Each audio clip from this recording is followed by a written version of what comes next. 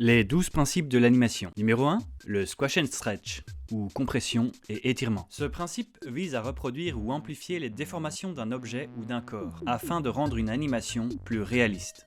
Prenons l'exemple d'une balle qui rebondit, l'une avec squash and stretch et l'autre sans.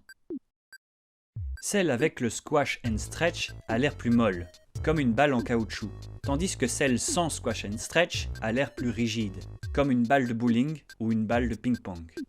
En fait, c'est simple, la quantité de compression et étirement d'un objet en dit beaucoup sur sa masse et son poids. Plus il y en a, plus il est léger et mou. Moins il y en a, plus il est rigide et lourd. Le squash and stretch s'applique aussi aux personnages. Par exemple, quand un personnage saute, on peut utiliser un peu de stretch quand il s'élance et de squash quand il arrive en l'air. Pareil pour quand il retombe, un peu comme une balle. Et ça marche aussi pour les expressions. Regardez la tête de Crowbar quand il est étonné, avec compression et étirement, et sans. Vous voyez la différence? Le squash and stretch donne beaucoup plus de vitalité. La seule règle de ce principe, c'est de garder la masse de l'objet. Souvent, au début, on étire trop ou pas assez. C'est l'erreur classique du débutant. Pour éviter ça, pensez à de la plasticine.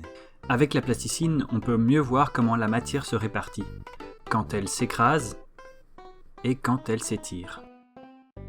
Voilà, c'est tout pour ce principe-là. À la semaine prochaine pour le prochain principe, l'anticipation. N'hésite pas à t'abonner à ma chaîne YouTube et à me suivre sur les réseaux TikTok et Instagram. Voilà, c'est tout. Allez, ciao!